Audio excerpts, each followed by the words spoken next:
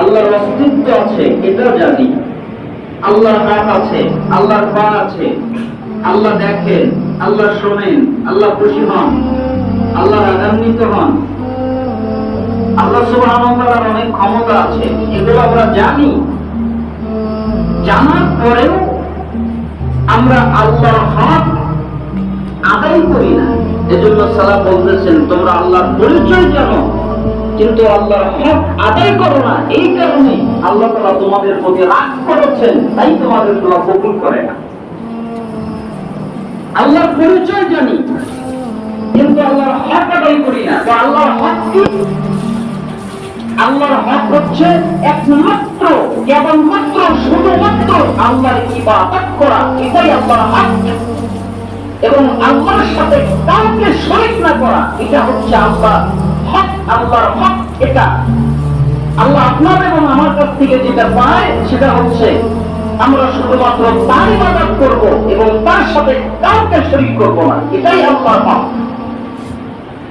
আল্লাহ তাআলা আমাদের বানিয়েছেন কেন? ইবাদতের জন্য। ওয়া খালাকতুল জিন্না ওয়াল ইনসা ইল্লা লিয়াবুদুন। আমি মানুষকে এবং জিনকে তৈরি করেছি একমাত্র, কেবলমাত্র, শুধুমাত্র যত মানুষ পুরুষ আছে, যত মানুষ মহিলা আছে, নারীগণ আছে, যত মানুষ উভয় লিঙ্গ আছে, অথবা যত মানুষ এবং যত জিন জাতি আছে, সমস্ত মানুষকে আর জিনকে তৈরি করেছেই একমাত্র আমার ইবাদত করবে। এই কারণে ৫ তলা বাড়ি বানাবে, এর জন্য আমি তাকে বানাইনি। ১০ তলা বাড়ি বানাবে, এর জন্য আমি তাকে বানাইনি। অনেক টাকা আর্ন করবে, ইনকাম করবে, এর জন্য আমি তাকে বানাইনি। আমি বানিয়েছি আমার ইবাদত করবে। মা উরিদু মিনহুম মিন রিজকিন ওয়া মা উরিদু আন ইউতঈমুন। আমি এদের কাছে কোনো রিজিক চাই না, যারা আমাকে রিজিক দেবে, খাবার দিবে, বরং আমি রিজিক দাতা। ইন্নাল্লাহু ওয়া রাজ্জাক, নিশ্চয়ই আল্লাহ হচ্ছে রিজিক দাতা। আল্লাহ তাআলা আমাদের কাছে রিজিক চাই না, আমাদের কাছে খাদ্য চাই না।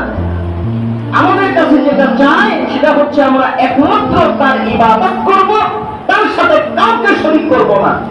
এই জন্য তোমরা আল্লাহর হক আদায় করো না, আল্লাহর ইবাদত করো না এবং তার সাথে শরীক করো। এই কারণে আল্লাহ তাআলা তোমাদের প্রতি রাগ করেছেন, তাই তোমরা দোয়া করলে তোমাদের দোয়াটা আল্লাহ কবুল করে না। এটা হলো একটা কারণ। দুই, ওয়াকরাতুল কুরআন ফালাম তা'মালু বিমা ফীহ।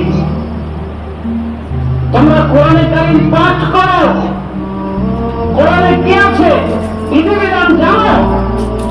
আল্লাহ কোনটা হালাল করেছেন, আল্লাহ কোনটা হারাম করেছেন, এটা তোমরা জানো। কোরআনের বিধিবিধান জানো, কিন্তু তোমরা ওই কোরআন অনুযায়ী নিজেরা চলো না। যেভাবে কোরআন তোমাদেরকে চলতে বলেছে ওইভাবে তোমরা চলো না। যেভাবে কোরআন তোমাদেরকে রাস্তা দেখিয়েছে ওই রাস্তায় তোমরা অগ্রসর হও না। কোরআন তোমাদেরকে যা থেকে নিষেধ করেছে ওই জিনিস থেকে তোমরা বিরত হও না। কোরআন পাঠ করো ঠিকই, কোরআন পড়ো ঠিকই, কোরআন তেলাওয়াত করো ঠিকই, কিন্তু কোরআন অনুযায়ী নিজেরা চলো না। এই কারণে আল্লাহ তোমাদের ডাকে সাড়া দেয় না। আমরা তো কত কোরআন পড়ি, তেলাওয়াত করি, কতজনের কতগুলো খতম হয়ে যায়, রমাদান মাসে কতগুলো খতম করি আমরা, কিন্তু ওই কোরআন অনুযায়ী আমরা নিজেরা চলি না, কোরআন অনুযায়ী আমাদের নিজেদেরকে পরিচালিত করি না। তাহলে এই কারণে, এই দ্বিতীয় কারণে আল্লাহ তাআলা আমাদের দোয়াকে কবুল করেন। وَقُلْتُمْ نُحِبُّ الرَّسُولَ صلى الله عليه وسلم وتركتم سنته। তিন, তোমরা বলো আমরা আল্লাহ রাসূলকে ভালোবাসি, আল্লাহ রাসূলকে মহব্বত করি, আল্লাহ রাসূলকে ভালোবাসি, আল্লাহ রাসূলকে মহব্বত করি, এ কথা তোমরা বলো, কিন্তু তোমরা নিজেরাই ওই রাসূলের সুন্নাতকে ত্যাগ করো। ভালোবাসার কোনো কমতি নেই। আপনাকে যদি আমাকে যদি জিজ্ঞেস করা হয় তোমরা কি আল্লাহ রাসূলকে ভালোবাসো, তখন আমরা বলবো জি ভালোবাসি। কিন্তু আনুগত্যের ক্ষেত্রে, রাসূলকে মানার ক্ষেত্রে আমরা সামনে অগ্রসর হতে পারি না।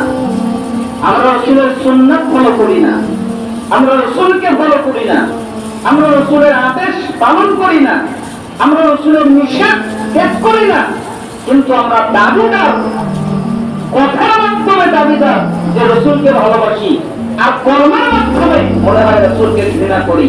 কারণ কথার মাধ্যমে আমরা বলি রাসূলকে মানি, কিন্তু কর্মের মাধ্যমে, কাজের মাধ্যমে আমরা রাসূলকে মানি না। তার মানে তোমরা বলো যে আমরা রাসূলকে ভালোবাসি, কিন্তু তোমরা ওই রাসূলের আনুগত্য করো না, ইত্তেবা করো না, তার সুন্নাতকে ফলো করো না। এই তিন কারণে আল্লাহ তাআলা তোমাদের দোয়া কবুল করে না। 4, অকুনতুম নালআনু ইবলিস ওয়া তা'তুমুহু। তোমরা বলো ইবলিস খারাপ, ইবলিস মন্দ, ইবলিস জঘন্য, ইবলিস ভালো নয়, ইবলিস খারাপ, ইবলিস মন্দ, ইবলিস জঘন্য, এ কথা তোমরা বলো। আচ্ছা, আপনারা কি মনে করেন? আপনারা কি কেউ বলেন যে ইবলিস ভালো, শয়তান ভালো, শয়তান কি খারাপ? এজন্য সালাত বুঝিয়ে দিচ্ছেন, তোমরা বলো ইবলিস ভালো, ইবলিস খারাপ, ইবলিস মন্দ, কিন্তু তোমরা ওই ইবলিসকেই মানো। এদিকে বলো যে রাসূল আমাদের প্রিয়জন, কিন্তু রাসূলকে মানো না, আর ওইদিকে বলো যে ইবলিস খারাপ, মন্দ, জঘন্য, কিন্তু তোমরা ইবলিসকেই মানো। সুদ খাওয়ার কথা কে বলে? আল্লাহ বলেন, রাসূল বলেন, কে বলে? ইবলিস। ঘুষ খাওয়ার কথা কে বলে? ইবলিস। মিথ্যা বলার কথা, জিনা করার কথা, আরেকজনের সাথে অত্যাচার করার কথা, জুলুম করার কথা, চুরি ডাকাতি করার কথা, যত অশ্লীল অন্যায় রয়েছে এগুলো সবকিছু করার কথা কে বলে? ইবলিস। অথচ তোমরা বলো ইবলিস খারাপ, ইবলিস জঘন্য, ইবলিস মন্দ, কিন্তু তোমরা ওই ইবলিসকেই মানো। এই কারণে আল্লাহ তোমাদের দোয়া কবুল করে না। والخامسة تركتم عيوبكم وأخذتم بعيوب الناس। 5, তোমরা নিজেদের দিকে না তাকিয়ে আরেকজনকে নিয়ে ব্যস্ত হয়ে যাও। মানে নিজে কেমন, একজন সুদ খাচ্ছে, তুমি তাকে বলো সি সি সি, লোকটা এত খারাপ, অথচ তুমি ঘুষ খাও। একজন মিথ্যা বলে, তাই তুমি বলছো লোকটা এত খারাপ, মিথ্যা বলে, অথচ তুমি গীবত করো। তার মানে তোমার নিজের চিন্তা নাই, আরেকজনে কি করে তা নিয়ে তুমি ব্যস্ত। নিজেকে উত্তম বানানো, নিজেকে সুন্দর বানানোর চিন্তা তোমার মধ্যে নাই, তুমি আরেকজনকে নিয়ে ব্যস্ত হয়ে গেছো। এই কারণে আল্লাহ তাআলা তোমাদের দোয়াকে কবুল করে না। জামিয়া বায়ানুল ইলম ফাতিহি এই কিতাবের ইলম অনুযায়ী আমল বর্ণনার অধ্যায়ের 1220 নম্বর হাদিস এটা, বর্ণনা এটা। তার মানে এখানে 5টা কথা পাওয়া গেল।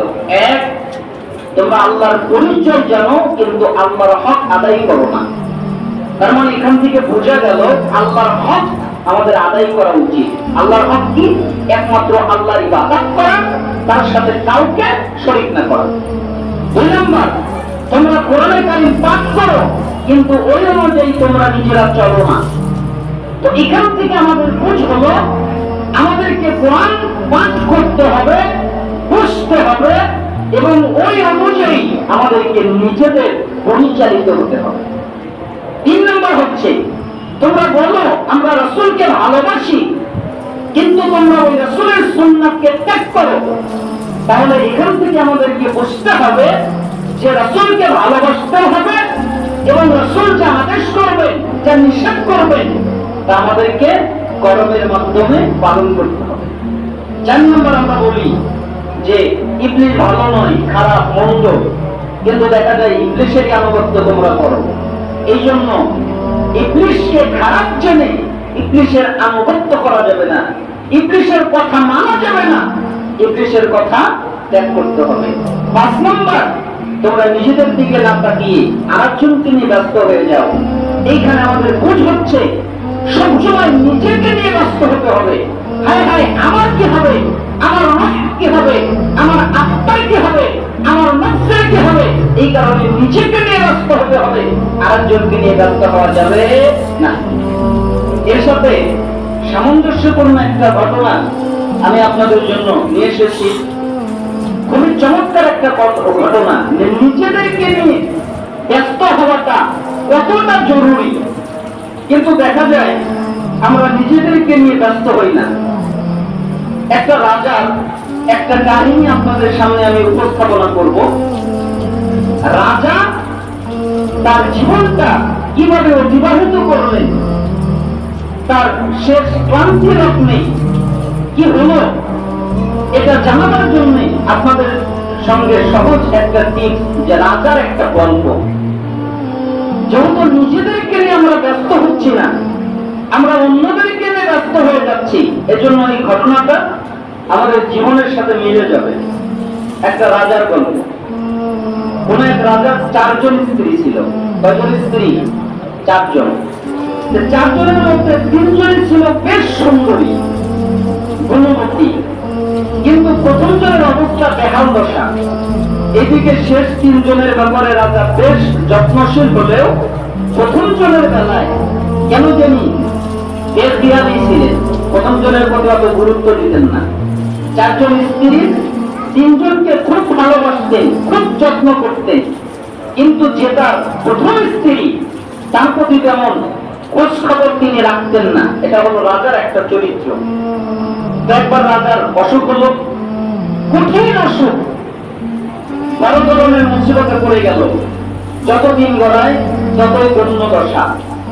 দিনকে দিন এতটাই অবনতির দিকে যেতে থাকলো যে লোকেরা বলা বলি শুরু করলো, রাজা বুঝি আর বাঁচবেন না, কখন যেন তার মৃত্যু হয়ে যায়। দরবারে সবাই লেগে পড়লো রাজা সেবা শুশ্রূষায়। কেউ মুখে খাবার তুলে দেয়, কেউ মুখে পানি তুলে দেয়, কেউ পায়ে মালিশ করে, কেউ গা টিপে দেয়। মোট কথা রাজ দরবারে সবাই রাজার সেবায় ব্যস্ত। কিন্তু এত শান, এত সম্পদ, এত অনুসারী, এত ভক্ত, এত বিত্ত সম্পদ থাকার পরেও সুস্থতার লেশ মাত্র দেখা মিলছে না। ক্রমেই নাজুক হচ্ছে পরিস্থিতি। রাজা দিনকে দিন শুধু অবনতি হচ্ছে, ভালো দিকে যাচ্ছে না। অবশেষে একদিন সবার আশঙ্কা করল। ডাক্তার রাজাকে দেখে বলে গেলেন, হায়াত আর বেশি দিন নাই, শরীরের অবস্থা বড্ড নাজুক, তিনি আর বাঁচবেন না, আপনি আর বেশি দিন বাঁচবেন না। তার দুরারোগ্য ব্যাধি রয়েছে। ডাক্তারের কথায় যেন আকাশ ভেঙে পড়ল রাজার মাথায়। এত বড় রাজ্য থাকার পরেও গোটা দুনিয়া তার কাছে সংকীর্ণ মনে হতে লাগলো। যে মানুষটা এতদিন শহরের পরে শহর দাপিয়ে বেরিয়েছে, যার দাপটে শত্রুরা থরথর করে কাঁপছে, সেই মানুষটা এখন 4 দেওয়ালের মধ্যে বন্দী হয়ে গেল, ঘেরাও হয়ে গেল। এত সৈন্যবাহিনী থাকার পরেও সে আজ অশোকের কাছে বন্দী হয়ে গেল। বিছানা থেকে উঠতে পারছে না। 1 গ্লাস পানিও নিয়েছে, নিজ হাতে তুলে খাবে সেই শক্তিটুকু তার কাছে নেই। যেন নিতান্ত দুর্বল। কয়েকদিন পরেই যার নিথর দেহ চাপা পড়বে মাটির কাছে। এত ক্ষমতা রাজার, কিন্তু দেখলো তার মৃত্যু হয়ে যাবে, সে কি করবে? এভাবে ক্রমশ মৃত্যু চিন্তা, কবরের নিঃসঙ্গতা মনের আস্তে পৃষ্ঠে ঘিরে ধরল রাজা। আখেরাতের ভয়াল দৃশ্য থেকে ভেসে উঠল মনের আকাশে। ভয়ে বিহ্বল হয়ে গেলেন তিনি। মনের এই ভয় দূর করতে ছোট বউকে ডেকে পাঠালেন, যে যাও তো আমাদের ছোট বউটাকে ডেকে নিয়ে আসো। কেন? ডাক শুনে ছোট বউ দ্রুত চলে আসলেন। 4 স্ত্রীর মধ্যে এই জনকে রাজা ভীষণ রকম ভালোবাসতেন। মানে যত স্ত্রী আছে তার মধ্যে ছোট স্ত্রীকে খুব ভালোবাসতেন। 1 নিমিষের জন্য চোখের আড়ালে রাখতেন না। যখন যা লেগেছে হুকুমের আগে এনে দিয়েছেন, তার জন্য নিজের গোটা রাজ্য ছেড়ে দিতে প্রস্তুত ছিলেন রাজা। কিন্তু আজ সেই প্রেমিক রাজা মৃত্যু সজ্জায় কাতরাচ্ছে। কাতর কণ্ঠে প্রিয়তমা স্ত্রীকে বলছে, আমার খুব খারাপ লাগছে, খুব ভয় হচ্ছে। এই জগতে আমার কত ক্ষমতা, কত সম্পদ, কোনো কিছুর অভাব ছিল না, কিন্তু ওপারের জীবনে আমি যে সম্পূর্ণ একা, কবরে হাসরে আখিরাতের প্রতিটি স্টেশনে সম্পূর্ণ একা পার করতে হবে আমার। তাই আমার খুব ভয় হচ্ছে। তুমি কি আমার ওপারের সাথী হবে? আমার সাথে কি কবরে যাবে? তখন চতুর্থ স্ত্রী জবাব দিচ্ছে, মাফ করবে, আমার পক্ষে এখন মরা সম্ভব না। আমি এখানেই থাকতে চাই, এই শান সম্পদ ছেড়ে যেতে পারবো না। প্রিয়তমার মুখে সরাসরি না সূচক জবাব আশা করেননি রাজা, যে আমার প্রিয় ব্যক্তি এই জবাব আমাকে দিবেন না। তাই কিছুক্ষণের জন্য নির্বাক হয়ে গেলেন। আসলে নিজের কানকে তিনি বিশ্বাস করতে পারছিলেন না। যাকে এত ভালোবাসলাম, এত আগলে রাখলাম, সেই মানুষটাই কিনা আমার অন্তিম মুহূর্তে একা ছেড়ে চলে যাচ্ছে। কিন্তু আরো তো দুজন স্ত্রী কেউ আছে, তাদের বলে দিন এই ছোট স্ত্রী তো আমার সাথে যাবে না, 4 নম্বরটা যাবে না, তাহলে দেখি তৃতীয়টা আমার কাছে আমার সাথে যায় নাকি। তৃতীয় স্ত্রী এলো, 4 জন স্ত্রীর মধ্যে স্ত্রী আমার রূপের দিক দিয়ে একটু এগিয়ে আছে। সুস্থ থাকা অবস্থায় রাজা তাকে নিয়ে বেশ গর্ব করতেন। বিভিন্ন সভা অনুষ্ঠানে এই স্ত্রীকে পাশে রাখতেন। তো সে এলে তাকে ওই একই প্রস্তাব দিলেন রাজা, ভাবলেন সে হয়তো রাজি হবে। তার বাহ্যিক সৌন্দর্যের মতো তার মনটাও যে সবাই শেষ সমান সবাই পেয়ে যাবে আজ। কিন্তু না, রাজার ভাগ্যে ভিন্ন কিছু লেখা ছিল। তৃতীয় স্ত্রীটা হতাশ করে বলল, তাকে বলল, দুঃখিত, আমার পক্ষে যাওয়া সম্ভব নয়। তবে এতটুকু বলে সে ক্ষান্ত হয়নি, সঙ্গে কাটা গায়ে নুনের ছিটা দিয়ে বলল, আপনি মারা গেলে আমার আর কি হবে, আমি অন্য জায়গায় বিয়ে করে নতুন সংসার আপনার সাথে আমি যাবো। আপনি যদি মারা যান তাহলে আমি আর এক জায়গায় বিবাহ বসে নতুন সংসার করব। এই ভরা যৌবনে আমি বিধবা থাকতে পারবো না। দ্বিতীয় জন তখন পাশেই দাঁড়িয়ে আছে। রাজা সচ্ছল চোখে তার দিকে তাকালেন। এই স্ত্রী আবার বাকিদের মধ্যে এত স্বার্থপর নয়। কেন? এই স্বর্গীয় পুরুষের সবসময় রাজার পাশে ছিল, যে উপদেশ দিয়ে, ভালোবাসা দিয়ে, হামেশা রাজাকে সাহায্য করে এসেছে, প্রকৃত বন্ধুর পরিচয় দিয়েছে। তাই এটা আশা করা মোটেও অসত্য হবে না যে অন্তত আজকের এই ক্রান্তিকালে সে রাজার সঙ্গ দিবে। তাই রাজা তাকিয়ে আছে, দেখছেন কি উত্তর দেয় প্রিয়তমা দ্বিতীয় স্ত্রী। কিন্তু বারো তার আশায় ঘুরে বাজি। কি হলো? সে রাজি না। তবে একটা আশার বাণী শোনালো, বললো, আমি যদি রাজি নাও হই, আমি আপনার সঙ্গে আখেরাতে যেতে না পারলেও আপনি নিশ্চিন্তে থাকুন, আমি আপনার দাফন কাফনের ব্যবস্থা করব। আপনার মৃত্যুর পর আপনার সহায় সম্পদ সুষ্ঠুভাবে বন্টন করে দেব। আপনার জন্য দোয়া করব, গরিব মিসকিনদেরকে খাবার খাওয়াবো। এই ব্যাপারে আপনার কোনো চিন্তা করতে হবে না। রাজা যেন হতাশায় মূর্ছা যায়। মৃত্যু চিন্তার বদলে কাছের মানুষদের অবহেলায় তাকে এখন করে করে খাচ্ছে। চোখ পড়িয়ে অশ্রু ঝরছে রাজা, কিন্তু কারো কাছেই সেই অশ্রুর আর দাম নেই। সুস্থ থাকতে যে রাজার জন্য তারা হুকুম যাহাতে না হতো, ক্রান্তিকালে তাদের কাছেই তিনি মূল্যহীন। কারো কাছে মুখে কথা নেই, সবাই আজ নিজ নিজ ভাগ নিয়ে ব্যস্ত। রাজার মৃত্যুর পর রাজ্যের কে কোন অংশ নেবে এই হিসাব করছে সবাই মনে মনে। অচানক ঘরের কীটপতন নীরবতা ভেঙে একটি কণ্ঠ ভেসে আসলো, আমি আপনার সঙ্গী হব। রাজা মাথা উঠিয়ে তাকালেন, দেখলেন প্রথম স্ত্রী। সে বলছে, আমি আপনার সঙ্গে যাব, আপনার আখেরাতের সঙ্গী হব। রাজা হতবাক, চোখের পানি ছেড়ে দিয়ে বললেন, হায়, জীবনভর কাদেরকে মাথায় তুলে রাখলাম আর কাকে অবহেলা করলাম। যে মানুষটাকে সবসময় অবজ্ঞা চোখে দেখেছি, অযত্নে ভুলে রেখেছি, সেই মানুষটাই আমার উপরের সঙ্গী হতে চাচ্ছে। আফসোস আমার জন্য। আমার তো উচিত ছিল তোমার প্রতি সব থেকে বেশি যত্নশীল হওয়া। কারণ 4 স্ত্রী, ওই 3 স্ত্রী তার সাথে যেতে চাইনি, কিন্তু প্রথম স্ত্রী বলেছে, আমি আপনার সাথে যাব। এবার চলেন আমরা এই 4 স্ত্রীকে ব্যাখ্যা করি। চতুর্থ স্ত্রী রূপবতী সুন্দরী রাজার সাথে যেতে চাইনি। সে কে? সে হচ্ছে আমাদের রক্তে মাংসে গড়া শরীর। হ্যাঁ, আমাদের এই শরীর, আমাদের সবচেয়ে প্রিয়জন। ভালোবাসায় যা করতে আমরা কাউকে বসাতে পারি না, তার জন্য সব করতে প্রস্তুত। তাকে সুখে রাখতে, আনন্দিতে, কখনো কখনো হালালের সীমা ছাড়িয়ে হারামের দিকে ঝুঁকি। জীবনের শুরু থেকে শেষ অবধি আমরা দেহের যত্নেই নিজেদের উজাড় করে দেই, কিন্তু এই দেহটাই মৃত্যুর সময় আমাদের থেকে বিচ্ছিন্ন হয়ে পড়বে। ওটাতে আমাদের সঙ্গী হতে সাথে, কারণ মাটির সঙ্গে মিশে যাওয়াই তার ধর্ম। মাটির সঙ্গে মিশে যাবে আমাদের এই সুন্দর দেহটা। এটা হচ্ছে চতুর্থ স্ত্রীর মতো এত সুন্দরী, কিন্তু আমাদের সঙ্গে বড় পরে যাবে না। সে মাটির সাথে মিশে যাবে, সে মাটির সাথে শেষ হয়ে যাবে, নিঃশেষ হয়ে যাবে। তার অবস্থা এইরকম হবে।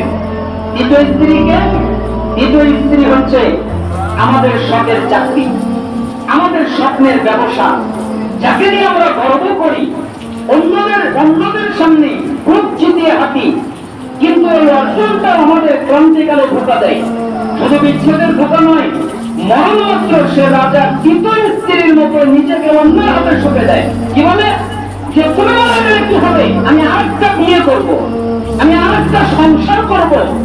আর যে চাকরি নিয়ে আপনি অহংকার করছেন, কারণ আপনার অনুপস্থিতিতে আপনার জায়গাতেই আরেকজনকে বসানো হবে। এই ব্যবসা নিয়ে গর্ব করছেন, মানুষকে তুচ্ছদান করছেন, সেই ব্যবসায় আপনার মৃত্যুর পর অংশীদারদের মাঝে ভাগ হয়ে যাবে। আপনার চেয়ারটা খালি থাকবে না, কখনোই ওটা আরেকজনে নিয়ে নেবে। আপনার ওই স্ত্রীর মতো, দ্বিতীয় স্ত্রীর মতো কি যে তুমি যদি মারা যাও আমি আরেকটা বিয়ে করবো, আমি একা থাকবো, ঠিক আপনার চাকরি, আপনার ব্যবসা, আপনার চেয়ার, আপনি যদি মারা যান এটা আপনার থাকবে না, এটা অন্যজনে নিয়ে নিবে। দ্বিতীয় স্ত্রী কেমন? দ্বিতীয় স্ত্রী হলো আমাদের পরিবার পরিজন, আমাদের আত্মীয় স্বজন, প্রিয় বন্ধু বান্ধব। কেন? জীবন দশায় তাদের অনেকে আমাদের পাশে থাকে, রাজা দ্বিতীয় স্ত্রীর মতো। তারাও বিপদ আপদে সুখে দুঃখে আমাদের সঙ্গী হয়, সেরা বন্ধুর পরিচয় দেয়, কিন্তু তারা আমাদের সঙ্গে উপরেক্ষিত অপরক। সেই পরিবার পরিজনকে ভালো রাখতে আমরা জীবনে শিখাতি, মাথার ঘাম পায়ের ঘাম এক করে তাদের মুখে হাসি ফোটাই। সেই বন্ধুদের ছাড়া আমরা তাই ইম্পসিবল মনে করি। সেই মানুষগুলোই আমাদের মৃত্যুর পর বড়জোর কবর পর্যন্ত যাবে, আমাদের দাফন দাফনের ব্যবস্থা করে দায়িত্ব থেকে অবসর নেবে। এরপর একদিন অন্য বিপদের মতো তারাও ভুলে যাবে আমাদের কথা। বিশ্বাস করুন, একদিন আপনাকে ছাড়াও পরিবারের মানুষগুলো আসবে, আপনাকে ছাড়াও বন্ধুদের আড্ডা জমবে, বরং আনন্দ নষ্ট করতে ভুলেও কেউ আপনার নাম পর্যন্ত নিবে না। এটাই বাস্তবতা, এটাই আমাদের জীবনের সম্পর্কগুলোর আসল চেহারা। দ্বিতীয় স্ত্রীর মতো যে আমি তোমাকে খুব ভালোবাসি, তবে আমি তোমার জন্য একটা উপকার করতে পারি। কি উপকার?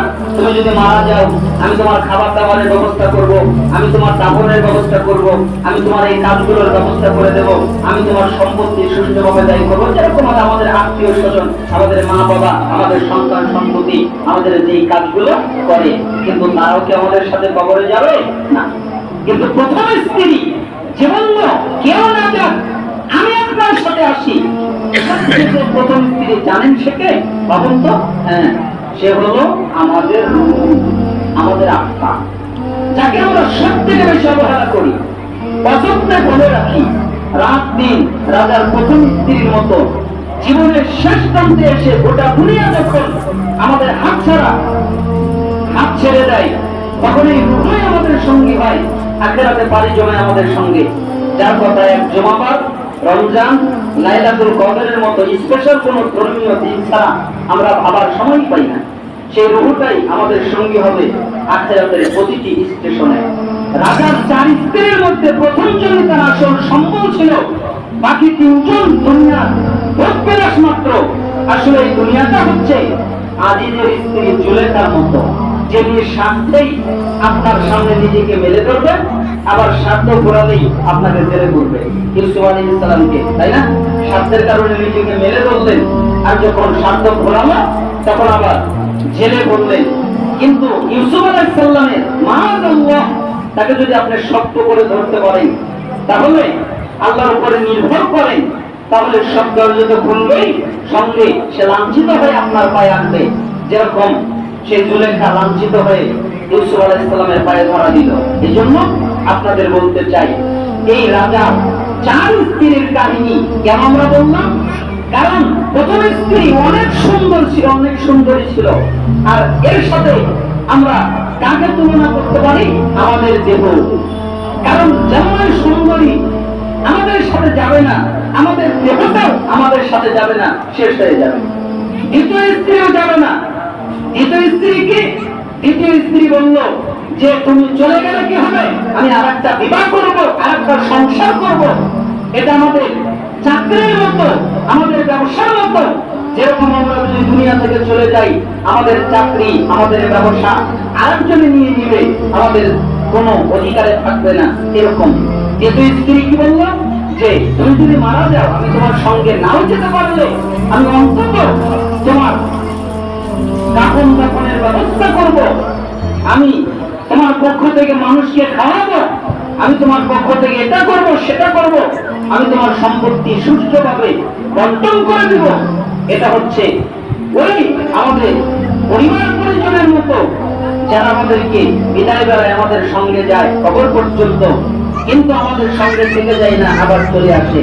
আর চতুর্থ স্ত্রী যার লক্ষ্যই রাজা করতেন না, যাকে দেখতেও করতেন না, যার সেবা শুশ্রূষা করতেন না, যাকে ভালোবাসতেন না, ওই স্ত্রী বলছে যে আমি আপনার সঙ্গে যাবো। ওটা হচ্ছে আমাদের রূহ, যারা আমরা খবরে নেই না, যারা আমরা কোন রকম তোয়াক্কাল করি না, যাকে আমরা সুস্থ করার চিন্তাই করি না, ওই রূহটাই আমাদের সাথে যাবে।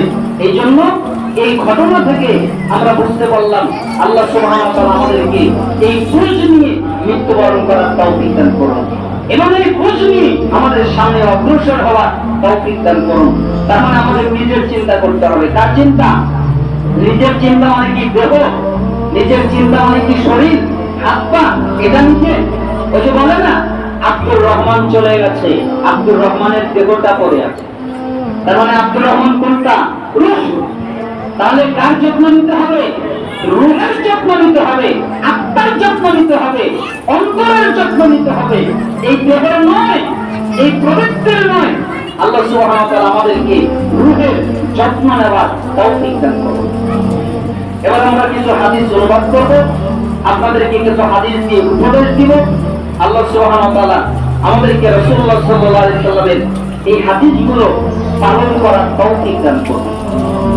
তিরমিজির 2616 নম্বরে একটা হাদিস এসেছে। মুআয ইবনে জাবাল রাদিয়াল্লাহু আনহু তিনি বলেন, একদিন আমি হাঁটছিলাম, রাসূলুল্লাহ সাল্লাল্লাহু আলাইহি ওয়াসাল্লাম হাঁটছিলেন। তো হাঁটতে হাঁটতে একদিন আমি আল্লাহর নবীর নিকটবর্তী হলাম, কাছাকাছি হলাম। তখন আমি রাসূলকে বললাম, আখবিরনি বিআমালিন ইউদখিলুনি আল জান্নাহ ওয়া ইউবাঈদুনি মিনান নার।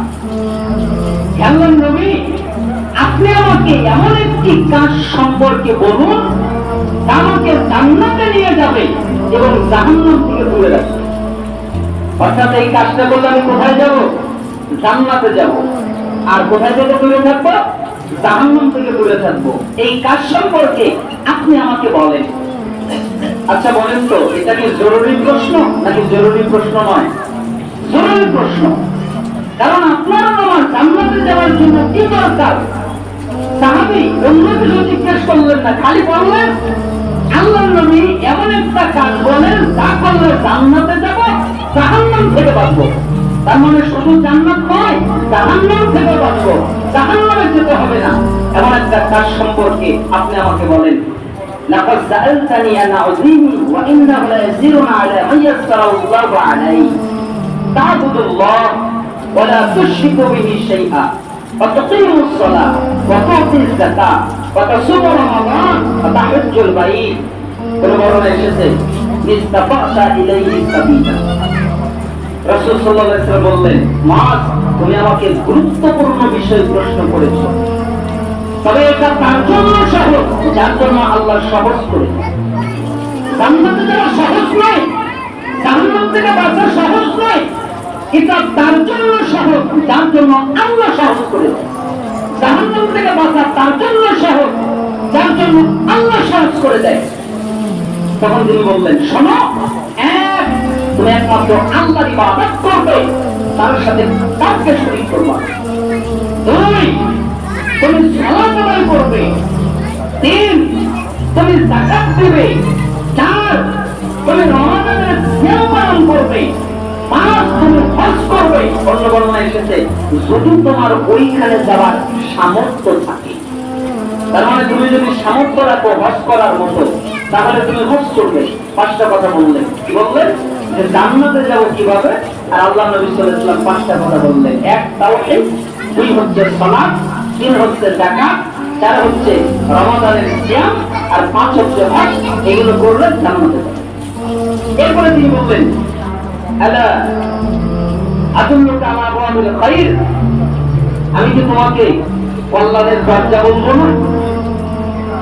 এমনি বলবেন আল্লাহ রাসূল সাল্লাল্লাহু আলাইহি ওয়াসাল্লাম, এমনি বলবেন, মুআয, জি, আমি কি তোমাকে বলবো না কল্যাণের দরজা কি? কল্যাণের দরজাটা কি? কোথায় গিয়ে তুমি খুঁজলে কল্যাণের মধ্যে ঢুকতে পারবে এরকম একটা দরজা আমি কি তোমাকে বলে দিব না? তখন মুআয হ্যাঁ না বলার আগেই তিনি বললেন আসসালামু জুন্নাতুন ওয়া সাদাকাতু তুতিল ফাতিয়া কামা ইত্রুল মাউল খার ওয়া সালাতু রাজুল মিন জাওফিল লাইল। শোনো, তা হচ্ছে সাদাকা, একটা হচ্ছে সিয়াম। সিয়াম কি তা জানো? সিয়াম হলো ধান। অর্থাৎ তুমি যদি কল্যাণের দরজায় দরজা দিয়ে কল্যাণে প্রবেশ করতে চাও তাহলে সিয়াম পালন করো। কেন? সিয়াম হলো ধান। কিসের ধান? জাহান্নামের আযাব থেকে তোমাকে বাঁচাবে। যেরকম ধান আমাদেরকে তরবারির আক্রান্ত হওয়া থেকে, তরবারির আঘাত থেকে আমরা ডাল দিয়ে আত্মরক্ষা করি, তরবারি আমাদের শরীরে লাগে না, সেই মতো তোমরা যদি সিয়াম পালন করো, এটা হলো তোমাদের ধান, এটা তোমাদের গোটা জিনিস থেকে বাঁচাবে। একটা হলো হারাম, তোমরা হারাম কাজ করতে পারবে না, এই সিয়াম তোমাদেরকে হারাম কাজ থেকে বাঁচাবে, তোমাদের নফসকে নিয়ন্ত্রণ করবে, আর এই সিয়াম তোমাদেরকে জাহান্নামের আযাব থেকে বাঁচাবে। তাহলে সিয়াম হলো ঢাল। দান করবে, দান খয়রাত করবে। কেন জানো? দান করলে যেই রকম পানি আগুনের উপরে ফেলে দিলে আগুন নিভে যায়, ঠিক ওই রকম ভাবে যদি তোমরা চাও তাহলে দান করো। দান করলে পানি আগুনের উপরে ফেলে দিলে যেরকম আগুন নিভে যায়, তোমরা যদি দান করো তাহলে আল্লাহ তোমাদের সমস্ত গুনাহগুলো মাফ করবে। তাহলে দান করার মধ্যে তোমাদের সুনামত রয়েছে, তোমরা গুনাহকে ক্ষমা করতে পারো, এটা হলো কল্যাণের দরজা। অতএব তোমরা দান করো।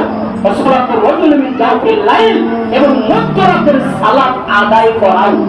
মধ্যরাতের সালাত আদায় করাও মানে যেরকম দান করলে গুনাহগুলো নিঃশেষ হয়ে যায়, গুনাহগুলো আল্লাহ ক্ষমা করে দেয়, ঠিক কেউ যদি মধ্যরাতে সালাত আদায় করে তাহলেও আল্লাহ তাদের গুনাহগুলো ক্ষমা করে দেন। এরপরে রাসূল সাল্লাল্লাহু আলাইহি সাল্লাম ওয়ালা সুম্মা তালা তাতাজাফা জুনুবুহুম আনিল মাদাজি হাত্তা ওয়ালা ইয়ামালুন।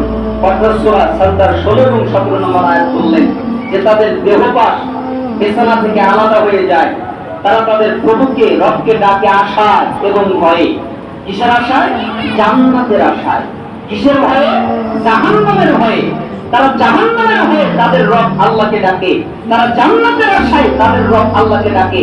কেউ জানে না তাদের জন্য নয়ন প্রীতিকর কি লুকায়িত রয়েছে, তাদের পুরস্কার হিসেবে এটা তারা কেউ জানে না।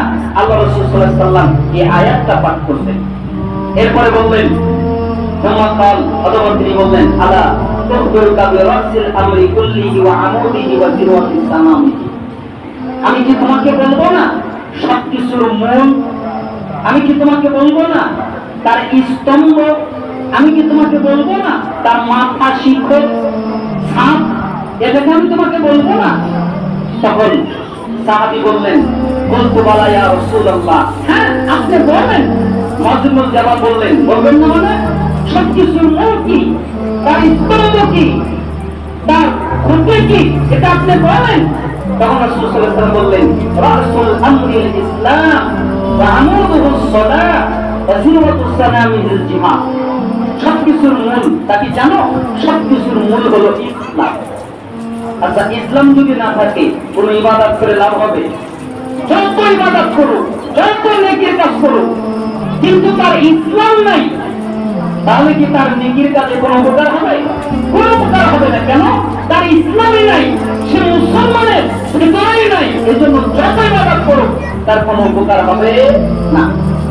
2 নম্বর হচ্ছে সবকিছুর এর খুঁটি কি জানো? এর খুঁটি হচ্ছে নামাজ। এর খুঁটি কি? নামাজ, সালাত। আচ্ছা, এই মসজিদের খুঁটি আছে না? ওই যে খুঁটিগুলো দেখা যায়, বা বিভিন্ন বাড়ি বানানো হয়, বিভিন্ন ঘর বানানো হয়, খুঁটি ছাড়া না খুঁটি দিয়ে?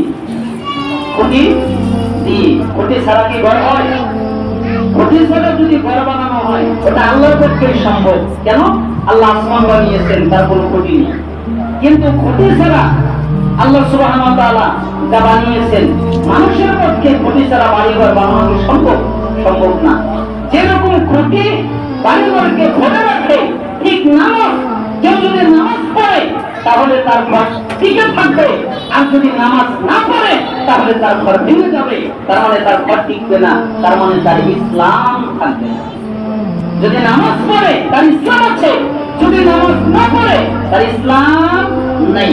তার মানে সালাতটা হলো থাকি। এই জন্য কেউ যদি তার ইসলামকে ঠিক রাখতে চায়, কেউ যদি তার ইমানকে ঠিক রাখতে চায়, তাহলে অবশ্যই তাকে সালাত আদায় করতে হবে। তোমরা কি জানো এর শিখর, এর মাথা কি? এর মাথা হলো জিহাদ। কারণ জিহাদ না করলে সাথ থাকে না, এই জন্য প্রয়োজনে জিহাদ করতে হয়। প্রয়োজনে রাসূলুল্লাহ সাল্লাল্লাহু আলাইহি সাল্লাম জিহাদ করেছিলেন। যদি আমাদের প্রয়োজন হয় তাহলে আমাদেরকেও জিহাদ করতে হবে, প্রস্তুত থাকতে হবে। এরপর রাসূল সাল্লাল্লাহু আলাইহি সাল্লাম বলেন, আলা উখবিরুকা বিমালাকি যালিকা কুল্লি, আমি তোমাকে যা কিছু বললাম, এতক্ষণ যা কিছু বললাম সবকিছুর মূল তা বলবো না? মানে এতক্ষণ যা বললাম সবকিছুর মূল, সবচেয়ে গুরুত্বপূর্ণ, সবচেয়ে প্রয়োজনীয়, সবচেয়ে দামি, সবচেয়ে মূলটা, যেটা না থাকলে তুমি ধ্বংস, তুমি নিশ্চিত নষ্ট, এটা কি আমি বলবো না? তখন সাহাবী বললেন, কুলতু বালা ইয়া নবিয়াল্লাহ, আল্লাহর নবী আপনি বলেন। ফালা ফাহাদা বিলিসানি ফালা কুফা আলাইকা হাযা। এরপর রাসূল সাল্লাল্লাহু আলাইহি ওয়াসাল্লাম নিজের জিহ্বা ধরলেন, এরপর বললেন হাযা, এটা সবকিছু মূল। তোমার যদি এটা নষ্ট হয়ে যায় তাহলে আর কিছু টিকবে না। কিসের তাওহীদ, কিসের সালাত, কিসের যাকাত, কিসের সিয়াম, কিসের হজ, কিসের সিয়াম, কিসের সাদাকা, কিসের রাতের সালাত, এগুলো কিছুই টিকবে না যদি তোমার মন ঠিক না। তোমার যদি জবান নষ্ট হয়ে যায়, তুমি যদি এই জবানকে গীবত করো, তুমি এই জবানকে যদি গালি দাও, মন্দ কথা বলো, তুমি এই জবানকে যদি মিথ্যা বলো, তুমি এই জবানকে যদি পাপ করো, অন্যায় করো, তাহলে তোমার কিছুই টিকবে না। এই জন্য সবকিছুর মূল হলো জিহ্বা। সবকিছুর মূল কি?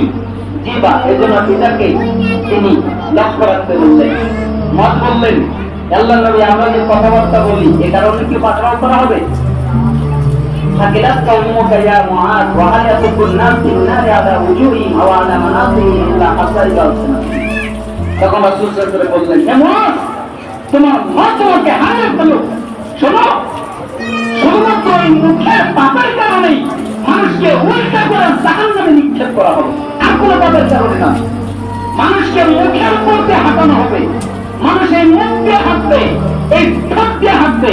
যে আল্লাহ পা দিয়ে হাঁটাতে সক্ষম, ওই আল্লাহ মুখ দিয়ে হাঁটাতে সক্ষম। কিসের জন্য? এই মুখের পাপের কারণে তোমাদেরকে এই মুখ দিয়ে হেঁটে জাহান্নামে নিক্ষেপ করা হবে। তার মানে জাহান্নামে নিক্ষেপ করা হবে মুখ দিয়ে হাঁটার মাধ্যমে। তার মানে তোমার এই মুখটাকে নিয়ন্ত্রণ করো। এখানে সবচেয়ে গুরুত্বপূর্ণ পয়েন্ট আল্লাহ নবী সাল্লাল্লাহু আলাইহি ওয়াসাল্লাম বোঝালেন, মুখকে নিয়ন্ত্রণ করা। তার মানে গীবত না করা, কি না করা? গীবত না করা।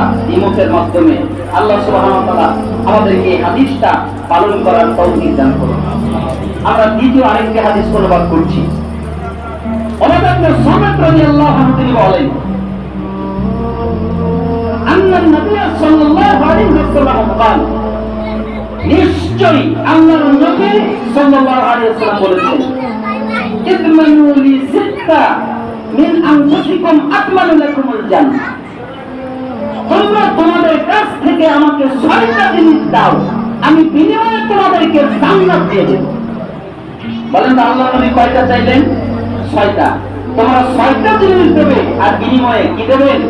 জান্নাত। আমি জান্নাতের জিম্মাদারিত্ব নিয়ে নিলাম, আমি জান্নাতের জামিন নিয়ে নিলাম, আমি তোমাদেরকে জান্নাতে নিয়ে যাব, আমি তোমাদেরকে জান্নাতে পৌঁছে দেব যদি তোমরা 6টা জিনিস আমাকে দিতে পারো। এক, যখন তোমরা কথা বলবে সত্য বলবে। বলেন তো কথা বললে কি কথা বলতে হবে? সত্য।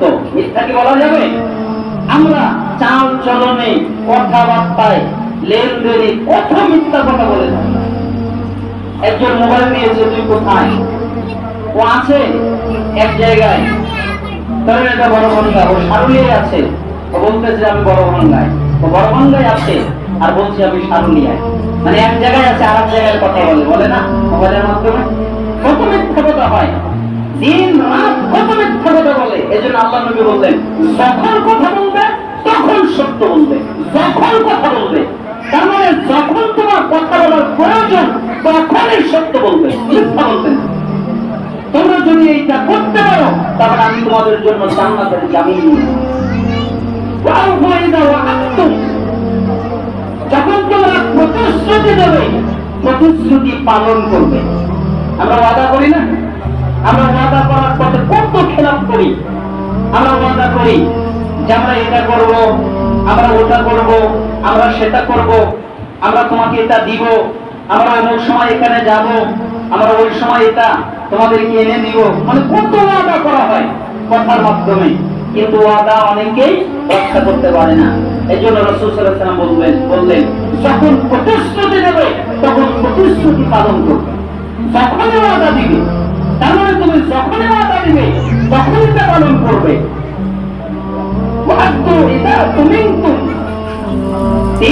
যখন তোমাদের কাছে গচ্ছিত রাখা হবে, কোন জিনিস তোমাদের কাছে কেউ রাখলো, তাহলে তোমরা ওই গচ্ছিত জিনিসটা ফেরত দিবে। আপনার কাছে যদি কেউ কিছু রেখে দেয়, আমানত রাখে, তাহলে আমানতের খেয়ানত করবা না, আমানতকে রক্ষা করবা। কত মসজিদের কমিটি, মাদ্রাসার কমিটি, ইসলামিক প্রতিষ্ঠানের কমিটি, অথবা যে কোনো প্রতিষ্ঠানের অথবা যে কোনো জিনিসের কমিটি, যে কোনো সংগঠনের কমিটি, এর ভিতরে কেশিয়ার তার কাছে টাকাটা জমানো থাকে। দেখা যায় ওই টাকাটা নিয়ে ভাঙে, অনেকে হিসাব দিতে পারে না, গরমিল করে ফেলে। অনেকে আবার ওই টাকা ভাঙে, যে আমি ভাঙলে সমস্যা কি, অন্য সময় আমি পূরণ করে দিব। এটাও ঠিক নয়। আপনি ভাঙবেন, অন্য সময় পূরণ করবেন, এটাও ঠিক নয়। আপনি সেই টাকাটা নিবেন, যেভাবে রাখবেন ঠিক ওইভাবে আবার ফেরত দিবেন। এটা হচ্ছে আমানতকে রক্ষা করা। তার মানে যখন তোমাদের কাছে কেউ আমানত রাখবে, তখন তোমরা ওটাকে রক্ষা করবে, ওটাকে ফেরত দেবে। চার, তোমরা তোমাদের লজ্জাস্থানকে হেফাজত করবে। বলেন তো, কাকে হেফাজত করবে? লজ্জাস্থান। তার মানে কারোর সাথে প্রেম করে বেড়াবে এটা নয়, কারোর সাথে জিনা করে বেড়াবে এটা নয়, নিজের হাতের মাধ্যমে কাজ করবে এটা নয়। তোমার লজ্জাস্থানকে হেফাজত করবে। সেই কাজের মাধ্যমে তোমার লজ্জা নষ্ট হয়ে যায়, ওই কাজ কখনো করবে না।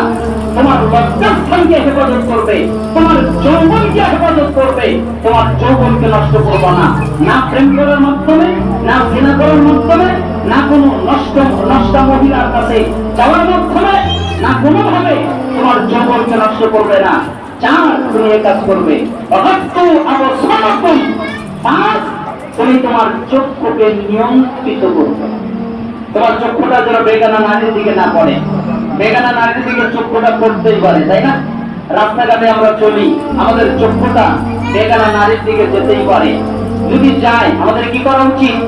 সঙ্গে সঙ্গে আমাদের চক্ষুটাকে আবার ফিরিয়ে নিয়ে আসা উচিত।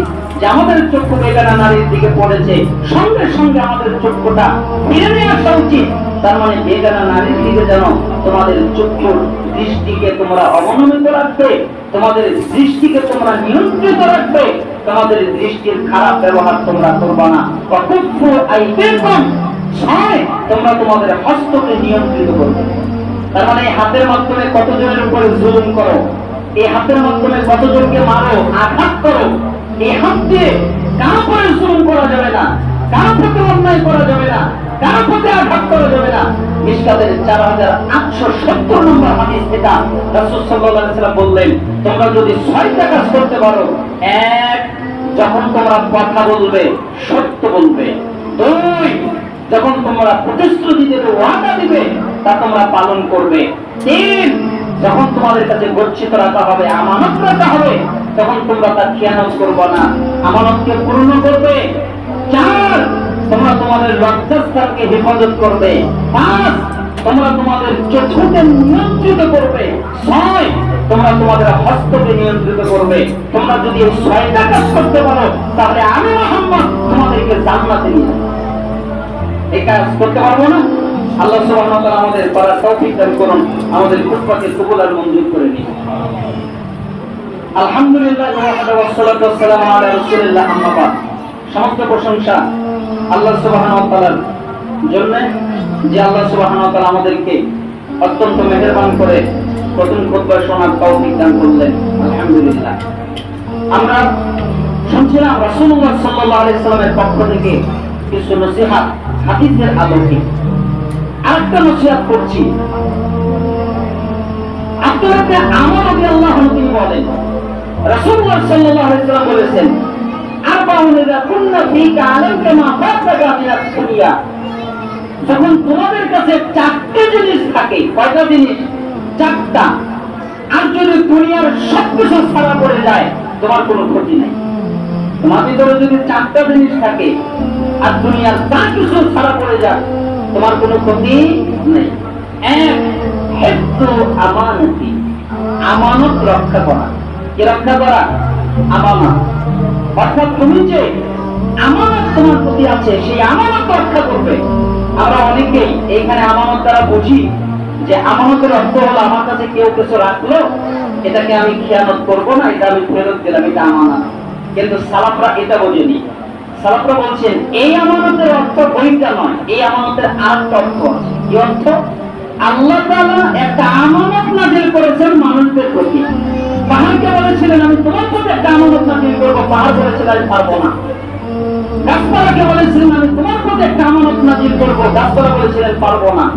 মানুষকে বলেছিলেন আমি তোমার প্রতি একটা আমানত নাযিল করবো, মানুষ বলছিলেন জি ঠিক আছে, ওটা হচ্ছে কোরআন।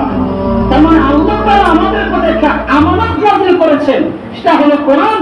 এই আমানত রক্ষা করার অর্থ হলো পবিত্র কোরআন অনুযায়ী আমাদের নিজেদের জীবনকে পরিচালিত করা। আল্লাহ যেভাবে আমাদের জীবনটাকে পরিচালিত করতে বলেছেন ওইভাবে আমাদের জীবনটাকে পরিচালিত করা, এটাই হলো আমানত। এটাকে তোমরা রক্ষা করো। হিফযু আমানাতি, এক নম্বর হচ্ছে আমানত রক্ষা করা। দুই নম্বর হচ্ছে যে তোমরা যখন কথা বলবে তখন তোমরা সত্য কথা বলবে। আমরা তার ব্যাখ্যা আগে করেছি। তিন নম্বর হচ্ছে হুসনু খলিকাতি, উত্তম চরিত্র। তার মানে তোমার চরিত্রটা যেন ভালো হয়, তোমার চরিত্রটা যেন উত্তম হয়, তোমার চরিত্রটা যেন খারাপ না হয়, তোমার চরিত্রটা যেন বাজে না হয়, ভালো যেন হয়, উত্তম যেন হয়। ওয়াইফাতুন ফি তামাতি, 4 নম্বর খানা পিনায় সাবধানতা অবলম্বন। অর্থাৎ আমরা কি খাচ্ছি, এটাকে হালাল নাকি এটা হারাম? আমাদের খাদ্যটা কি হালাল? আমাদের খাদ্যটা কি হারাম? এই বিষয়ে লক্ষ্য রাখা। রাসূল সাল্লাল্লাহু আলাইহি ওয়াসাল্লাম বললেন 4টা জিনিস যদি তোমার মধ্যে থাকে আর যদি কিছুই না থাকে তোমার কোনো ক্ষতি নাই। 1 নম্বর হচ্ছে আমানত রক্ষা করা, 2 নম্বর হচ্ছে সত্য কথা বলা, 3 নম্বর হচ্ছে উত্তম চরিত্র, 4 নম্বর হচ্ছে খাবার দাবারে সাবধানতা অবলম্বন করা। এই 4টা জিনিস যদি থাকে আর কিছু যদি না থাকে তোমার কোনো ক্ষতি নাই। মিশকাত 5222 নম্বর হাদিস। আল্লাহ তাআলা আমাদেরকে এই হাদিস অনুযায়ী আমল করার তৌফিক দান করুন। আমরা আরেকটা উপদেশ করছি হাদিসের আলোকে। আবু হুরায়রা রাদিয়াল্লাহু আনহু তিনি বলেন রাসূলুল্লাহ সাল্লাল্লাহু আলাইহি ওয়াসাল্লাম বলেছেন, এই হাদিসটা খুবই জরুরি ভিত্তিক একটা হাদিস। কেন? এই হাদিসটা যেই শুনবে তার জন্য আমল করা ওয়াজিব। সালাফা বলেছেন যেই শুনবে তাদের জন্য এই হাদিস আমল করা ওয়াজিব, করতে বাধ্য। কেন? রাসূল সাল্লাল্লাহু আলাইহি ওয়াসাল্লাম বলেছেন মান আখাযা আন্নি হাউলাহিল কালিমাত ফায়ামালু বিহিন্না আইয়াল্লিমু মান ইয়ামালু বিহিন্না। তোমাদের মধ্যে কে আছে যে আমার কথা শুনবে অতঃপর তা আমল করবে, অথবা এমন কারো কাছে পৌঁছে দেবে যে ওই অনুযায়ী আমল করবে? 1 নম্বর হলো আমার কথা শুনবে, 2 নম্বর হলো আমল করবে, 3 নম্বর হলো আরেকজনের কাছে পৌঁছে দেবে। এই জন্য সালাফরা বলতেন এই হাদিস শুনলে 3টা কাজ করতে হবে। আবু হুরায়রা বললেন কুনতু আনা ইয়া রাসূলুল্লাহ লাকাদ বিয়াদি ফাআদা খামসান। আল্লাহর নবী আমি আছি, আপনি যা বলবেন আমি তা গ্রহণ করব, আপনি যা বলবেন আমি তা আমল করব, আপনি যা বলবেন আমি তা আরেকজনের কাছে পৌঁছে দেব। এই জন্য সালাফরা বলতেন এই হাদিসের দ্বারা অর্থ করলে বোঝা যায় যারা এই হাদিস শুনবে, যারা এই হাদিস বলবে তাদের জন্য 3টা কাজ করা জরুরি হয়ে যায়। 1 নম্বর হলো মনোযোগ দিয়ে শোনা। 1 নম্বর কি? মনোযোগ দিয়ে শোনা। 2 নম্বর হচ্ছে এই হাদিসের উপরে আমল করা। 3 নম্বর হচ্ছে এই হাদিসটা আরেকজনের কাছে পৌঁছে দেওয়া। তার মানে মনোযোগ দিয়ে শুনবে, 2 নম্বর আমল করবে, 3 নম্বর আরেকজনের কাছে পৌঁছে দেবে। যেহেতু আবু হুরায়রা কে এভাবে আল্লাহ নবী প্রশ্ন করলেন, কে আমার এই কথাটা মনোযোগ দিয়ে শুনবে, কে আমার এই কথাটা আমল করবে, কে আমার এই কথাটা আরেকজনের কাছে পৌঁছাবে। তখন আবু হুরায়রা বললেন, কুনতু আনা ইয়া রাসূলুল্লাহ, আল্লাহর নবী আমি আছি, আপনি যা বলবেন আমি তা শুনবো, আপনি যা বলবেন আমি তা আমল করব, আপনি যা বলবেন আমি তা আরেকজনের কাছে পৌঁছাবো। তখন রাসূল সাল্লাল্লাহু আলাইহি সাল্লাম আবু হুরায়রা বলেন, আমার হাত ধরলেন, এরপরে 5টা কথা বললেন। তিনি বললেন, ইত্তাকিল মাহারিমা তাকুন আ'বাদান নাস। তুমি কি আল্লাহর ওলি হতে চাও? আমরা আল্লাহর ওলি হতে চাই না? চাই না। আল্লাহর ইবাদত গুজার বান্দা, ওলি মানে আল্লাহর ইবাদত গুজার বান্দা, যে আল্লাহর অধিক ইবাদত করে, আর এই কারণে আল্লাহ তাকে ভালোবাসেন, সে তো আল্লাহর বন্ধু ওলি। তো আল্লাহর ওলি ইবাদত গুজার বান্দা তুমি কি হতে চাও? কে হতে চায় না? আমরা হতে চাই না? হতে চাই। তোমরা যদি আল্লাহর ইবাদত গুজার বান্দা হতে চাও, তাহলে আল্লাহ যা হারাম করেছেন সব ত্যাগ করো, আল্লাহর ওলি হতে পারবে। আল্লাহ যা হারাম করেছেন সব ত্যাগ করো, আল্লাহর ওলি হতে পারবে। অনেক ইবাদত করার মাধ্যমে আল্লাহর ওলিত্ব নয়, অনেক ইবাদত করার মাধ্যমে তাকওয়া অর্জন করে মুত্তাকি হয় এমনটা নয়। মুত্তাকি কে? তাকওয়া অর্জন করে কে? যে হারাম ত্যাগ করে, এটা করে হারাম ত্যাগ করে, হারাম বেঁচে চলে, এ হলো মুত্তাকি। যে হারাম ত্যাগ করে সে হচ্ছে আল্লাহর ওলি। তো তুমি কি আল্লাহর ওলি হতে চাও? তাহলে হারাম ত্যাগ করো, তুমি আল্লাহর ওলি হয়ে যাও। অর্থাৎ কসমাল্লাহু লাকা তাকুন আগনান নাস। তোমার তাকদীরে যা আছে তুমি তার প্রতি সন্তুষ্ট থাকবে। তুমি কি ধনী হতে চাও? আমরা ধনী হতে চাই না? চাই না? চাই। তুমি কি ধনী হতে চাও? তাহলে তোমার তাকদীরে যা আছে তাতে সন্তুষ্ট থাকবে, বিনিময়ে তুমি ধনবান, আল্লাহ তোমাকে ধনী বানিয়ে। আজকাল ধনী কাকে বলে? ধনীর তো একটা সংজ্ঞা আছে। আপনারা ধনী কাকে বোঝে? যারা অনেক অর্থ সম্পদ টাকা পয়সা আছে ধনী না। যে ধনী হচ্ছে তার অভাব নেই, তার কি নাই? অভাব নাই। সারাদিন 1000 টাকা ইনকাম করে ও খুশি, ওর আর লাগবে না। আর ও সারাদিন কোটি টাকা ইনকাম করে, তারও ওর অভাব, যে আরো কোটি টাকা লাগবে। তার মানে যার অভাব নেই তাকে বলে ধনী। ঠিক তুমি যদি তাকদীরের প্রতি সন্তুষ্ট থাকো, তাহলে তোমার অন্তরে আল্লাহ সন্তুষ্টি নাযিল করবে, অল্পতেই তুমি সন্তুষ্ট হয়ে যাবে, তুমি ধনী হয়ে যাবে। ওয়াহসিন ইলা জারিকা তাকুন মুমিনা। তুমি কি প্রকৃত মুমিন হতে চাও? আচ্ছা, আমরা মুমিন হতে চাই না? চাই না? তুমি কি প্রকৃত মুমিন হতে চাও? তাহলে তোমার প্রতিবেশীর সাথে ভালো আচরণ করো। তার মানে যে ব্যক্তি প্রতিবেশীর সাথে ভালো আচরণ করে না, এই ব্যক্তি প্রকৃত মুমিন নয়, এই হাসান মুমিন। আর যে ব্যক্তি প্রকৃত মুমিন হতে চায়, অবশ্যই তাকে প্রতিবেশীর সাথে ভালো আচরণ করতে হবে। ওয়াহিবালিন নাস মা তুহিব্বুলি নাফসিকা তাকুন মুসলিমা। তুমি কি প্রকৃত মুসলিম হতে চাও? যে আমরা প্রকৃত মুসলিম হতে চাই না? চাই না? তুমি কি প্রকৃত মুসলিম হতে চাও? তাহলে নিজের জন্য যা পছন্দ করো, অপরের জন্য তাই পছন্দ করবে। নিজের জন্য পছন্দ আমার কেউ কিবত না করুক, তার আরেকজনের কিবত করবে না। নিজের জন্য পছন্দ আমার কেউ ক্ষতি না করুক, আমাকে কেউ আঘাত না করুক, আমার সাথে কেউ মিথ্যা না বলুক, আমাকে কেউ ধোঁকা না দিক, তাহলে তুমি আরেকজনের সাথে করবো না। নিজের জন্য যা পছন্দ অপরের জন্য তাই পছন্দ করবে, তাহলে তুমি প্রকৃত মুসলিম হতে পারো। নিজের জন্য কিছু পছন্দ করো আর অপরের জন্য তা পছন্দ করো না, তুমি প্রকৃত মুসলিম নয়। প্রকৃত মুসলিম তুমি হতে পারো নাই। তার মানে প্রকৃত মুসলিম হতে চাইলে এটা করতে হবে। তুমি তো অতিরিক্ত হাসবা না, বেশি হাসবা না, খুব আনন্দে উল্লাসিত হবে না, হাসবে না। কেন? অতিরিক্ত হাসলে অন্তর মরে যায়। বলেন তো, বেশি হাসলে কি মরে যায়? অন্তর মরে যায়, তোমার হৃদয় মরে যাবে। অতএব তুমি বেশি হাসবা না, অতিরিক্ত হাসবা না, অল্প হাসবা, প্রয়োজনে মুস্কি হাসবা, কিন্তু বেশি নয়। বেশি হাসলে অন্তর মরে যায়। মিশকাত ৫,১৭১ নম্বর হাদিস এটা। আল্লাহ নবী সাল্লাল্লাহু আলাইহি ওয়াসাল্লাম ৫টা কথা বললেন। এক, তুমি কি ওলি হতে চাও, ইবাদত গুজার বান্দা হতে চাও, তাহলে হারাম ত্যাগ করো। ২ নম্বর, তুমি কি ধনী হতে চাও, তাহলে তাকদীরে যা আছে তার উপরে সন্তুষ্ট থাকো। ৩ নম্বর, তুমি কি মুমিন হতে চাও, তাহলে তোমার প্রতিবেশীর সাথে ভালো আচরণ করো। 4 নম্বর, তুমি কি প্রকৃত মুসলিম হতে চাও, তাহলে নিজের জন্য যা পছন্দ করো অপরের জন্য তাই পছন্দ করো। 5 নম্বর, অতিরিক্ত হাসবা না, অতিরিক্ত হাসলে অন্তর মরে যায়। সময়ের স্বল্পতার কারণে আরো অনেক হাদিস রয়েছে, আমরা ব্যাখ্যা করতে অনুবাদ করতে না পারায় দুঃখিত। আল্লাহ সুবহানাহু ওয়া তাআলা আমাদেরকে আমল করার তৌফিক দান করুন। এক ভাইয়ের নাতি অসুস্থ, হাসপাতালে আছে, তার জন্য দোয়া চেয়েছে, এক বন্ধু চেয়েছে। আমরা দোয়া করি আল্লাহ সুবহানাহু ওয়া তাআলা তাদেরকে সুস্থতা দান করুন। হে আল্লাহ, আমাদের যারা অসুস্থ তাদেরকে শিফায়ে কামিলা আজিলা দান করেন, আমাদের যারা অভাবী তাদেরকে অভাব থেকে অব্যাহতি দান করেন, আমাদের যারা ঋণী তাদেরকে ঋণ থেকে রক্ষা করেন, আমাদের মধ্যে যে যে মুসিবতে আছে সেই মুসিবত থেকে আপনি তাদেরকে পানা মঞ্জুর করেন। হে আল্লাহ, আপনি আমাদের দুনিয়ায় কল্যাণ দান করেন, আপনি আমাদেরকে আখিরাতে কল্যাণ দান করবেন এবং আমাদেরকে কবরের আযাব থেকে আপনি রক্ষা করবেন।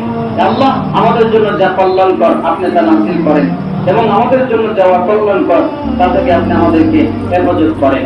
হে আল্লাহ, আপনি আমাদের দোয়াটাকে কবুল আর মঞ্জুর করে নেন। আমাদের ভিতরে যারা ব্যবসা করে তাদের ব্যবসায় বারাকা দান করেন, আমাদের ভিতরে যারা চাকরি করে তাদের চাকরিতে বারাকা দান করেন, আমাদের ভিতরে যারা যেই কাজ করে সেই কাজে বারাকা দান করেন, আমাদের ভিতরে যারা ছাত্র শিক্ষক তাদের ইলমে বারাকা দান করেন। হে আল্লাহ, আমাদের ভিতরে মা বোনদের আপনি সংসারে বারাকা দান করেন। হে আল্লাহ, আপনি আমাদেরকে সর্বদিক থেকে বারাকা দান করেন, রহমত দান করেন। হে আল্লাহ, ফিলিস্তিনের মাটিতে মুসলিমদের উপরে নির্যাতন করা হচ্ছে, তাদেরকে আপনি রক্ষা করেন।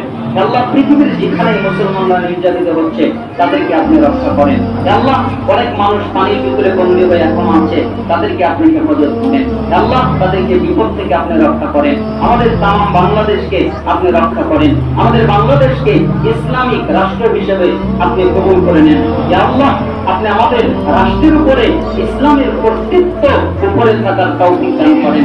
হে আল্লাহ, আমাদের জন্য যা যা কল্যাণকর আপনি তাই দেন, আমাদের জন্য যা যা কল্যাণকর তা থেকে হেফাজত করেন।